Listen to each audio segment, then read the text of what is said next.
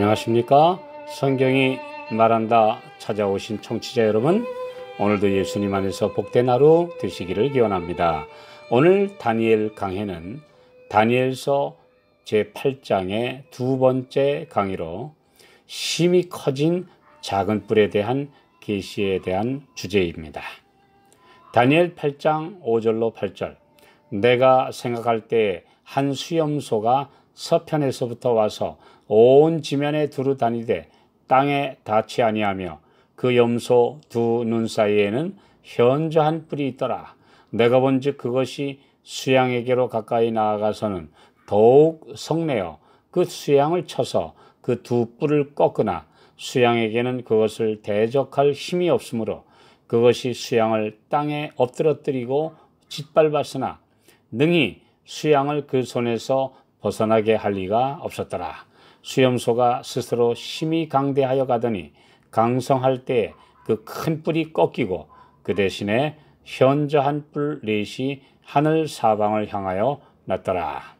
이 장면을 가브리엘 천사가 직접 해석합니다.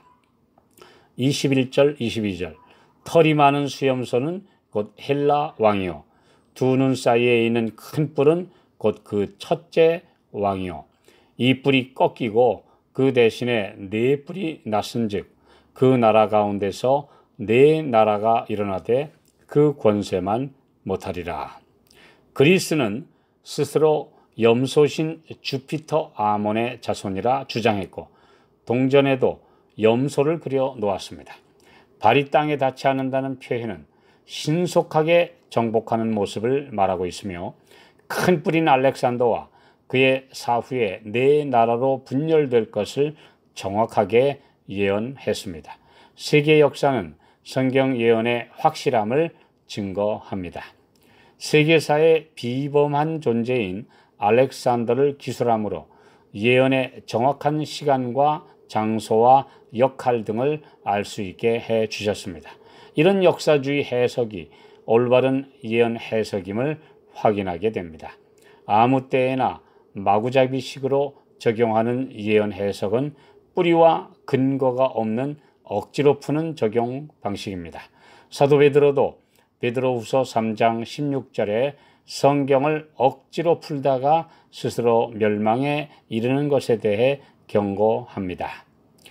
사실 다니엘서 전체에서 계시의 핵심은 눈에 보이는 성소와 실제 성소인 하나님의 백성에 대한 사탄의 공격, 그리고 그 가운데서 나타난 구속 사업의 진행과 성취를 보여주시는 장면입니다. 이 계시들에서 사탄의 도구가 된 여러 나라들 가운데 가장 크고 무서운 세력은 단연 로마 제국과 그 바통을 이어받은 교황권이며 이들이 성소를 파괴한 사건, 그리고 하늘 성소까지 무너뜨리려 하는 장면이 폭로됩니다. 다니엘 8장 9절로 12절, 그중 한 뿔에서 또 작은 뿔 하나가 나서 남편과 동편과 또 영화로운 땅을 향하여 힘이 커지더니 그것이 하늘 군대에 미칠 만큼 커져서 그 군대와 별 중에 몇을 땅에 떨어뜨리고 그것을 짓밟고 또 스스로 높아져서 군대의 주제를 대적하며 그에게 매일 드리는 제사를 제하여 버렸고 그의 성소를 헐었으며 범죄함을 인하여 백성과 매일 드리는 제사가 그것에게 붙인 바 되었고 그것이 또 진리를 땅에 던지며 자의로 행하여 형통하였더라. 그중 한 뿔에서, 이 말은 히브리어 원어에서 네 방향 중 하나라는 뜻입니다. 곧 서편인 이태리 반도에서 출현하여 남편인 이집트와 동편의 셀루쿠스 왕국과 영화로운 땅 곧 팔레스틴까지 점령함으로 남편과 동편과 영화로운 땅을 향하여 힘이 커졌다는 말씀이 성취된 로마를 가리키고 있습니다. 그래서 사실상 페르시아와 그리스는 이 로마라고 하는 하나님을 대적하는 세력을 나타내기 위한 배경으로 사용된 것입니다. 다니엘서에 등장하는 미운 물건, 9장 27절과 11장 31절, 12장 11절에 이렇게 말씀하신 그 미운 물건을 예수님은 마태복음 24장 15절에 멸망에 가증한 것이라고 하셨고, 그것이 거룩한 곳에 선 것을 보거든 읽는 자는 깨달을진저라고 하시면서 산으로 도망하라고 말씀하셨는데, 이 말씀은 로마군이 예루살렘을 포위할 때 그대로 성취되었습니다. 그래서 성소를 회파한 이 작은 뿔은 로마 제국과 로마 교황권을 함께 가리킨 것으로 곧 성경의 미운 물건이라고 예언된 세력입니다.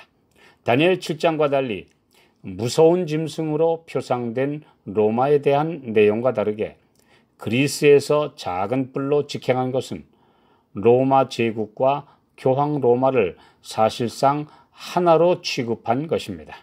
로마 제국이 자연스럽게 로마 교회에게 그 보좌와 권력을 넘겨주었고, 로마 제국이 한 역할을 교황 세력이 이어받았기 때문입니다.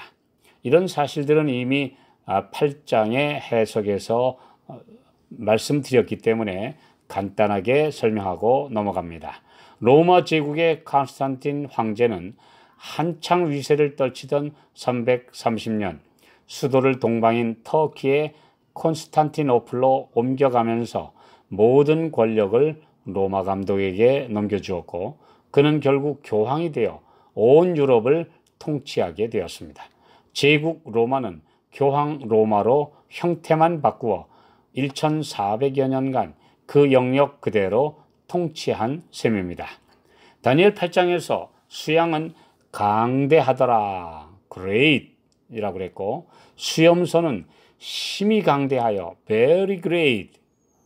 그런데 작은 뿔은 심히 커지더니 exceedingly great 라는 표현처럼 하나님을 대적하는 반역의 세력이 점점 더 강해진 것을 말하고 있습니다. 오늘 하나님을 반역한다고 하는 이 마음의 죄의 뿌리와 또 사탄의 포로가 되어 그 도구가 되는 세력들은 점점 인간 본성 안에 들어와서 강대해지고 심히 강대해지고 나중에는 심히 커져서 결국은 하나님을 대적하는 가장 큰 세력이 되었다는 사실을 설명해 주는 내용입니다. 로마는 하루아침에 건설되지 않았다라는 말처럼 라틴 민족은 매우 오랫동안 서서히 자라나 마침내 세계 역사에서 가장 강한 국가를 이루었습니다. 로마 교황권 역시 국가가 아니라 핍박받던 교회에서 로마의 국교가 되었고, 점점 세속적 권력까지 거머쥐게 되면서 심히 커진 것입니다. 오늘 하나님의 종들이요 또한 하나님의 교회라고 하는 모든 세력들이 정말 예수님 닮아서 겸손하지 않으면 자아가 점점 커지고 힘이 커져서 결국엔 하나님과 맞서는 적 그리스도의 세력의 하나가 된다는 사실들을 우리에게 보여주는 내용입니다. 에스겔 28장에 보면 1절부터 10절까지 두로 왕의 멸망에 대한 예언에서 12절부터는 두로 왕의 배후인 사탄, 곧 루시퍼의 정체와 운명에 대해 말씀하고 있습니다. 두로 왕과 사탄을 동일시하고 있는 예언입니다. 마찬가지로 다니엘 8장의 작은 뿔의 활동과 계시록 12장 3절로 4절의 붉은 용이 하는 일을 동일하게 묘사하고 있습니다. 로마가 한 일이 곧 사탄이 한 일이요, 사탄이 그 배후의 가장 큰 세력이요 주동임을 설명하고 있습니다. 내 안에 사탄이 점령하느냐 아니면 주의 성령이 임재하느냐에 따라 사실상 나의 주인이 하는 일을 하게 됩니다. 우리의 주인은 누구입니까? 우리 모두가 자문해 보시기를 바랍니다. 감사합니다.